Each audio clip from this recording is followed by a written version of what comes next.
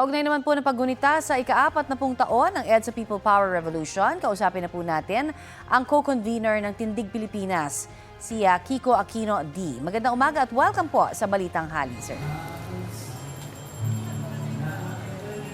Magandang umaga, Miss Connie. Magandang umaga po sa lahat ng mga nanonood po ngayon. Ano po ang aasahan natin ngayong araw na ito sa gagawing trillion peso march, ngayon pong EDSA 40?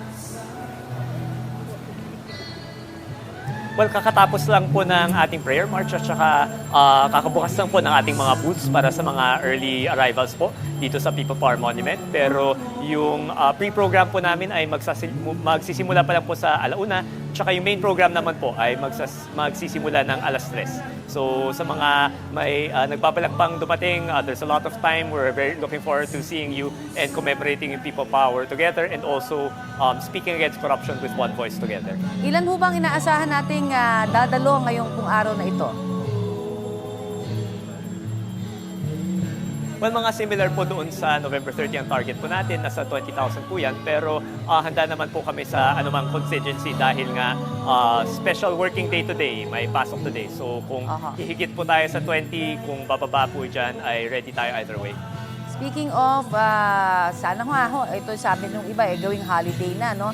Sabi ho ni Pangulong Bongbong Marcos, pag-aaralan naman daw niya na gawin ng holiday ang February 25. Ano po ang inyong masasabi riyan?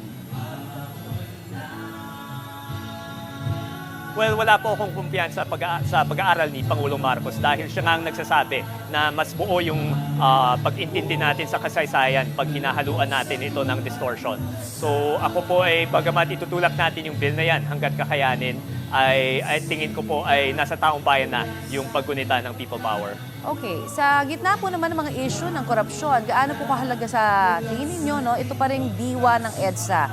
May mga nagsasabi ho na parang marami ng kabataan ang talagang hindi na alam ang tungkol dito sa history natin na ito.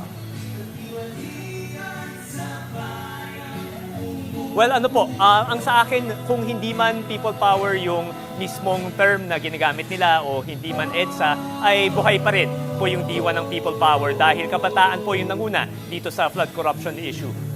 Sila po ay yung nag-organisa ng mga unang kilos protesta, sila po ay yung unang pumuna sa mga Nepo babies. No? So buhay na buhay po sigurado ako yung diwa ng people power. Kung ano man yung term na ginagamit nila ay bahala na po yung kabataan. Pero nagpapasalamat po ako na sila yung nangunguna sa advocacy laban sa korupsyon at laban sa pang-aabuso sa kasalukuyan. Sa tingin niyo ho ba may tinatawag ng protest fatigue daw na sinasabi dahil may mga marami ng mass protest na nauna, no, kaugnay po sa flood control projects?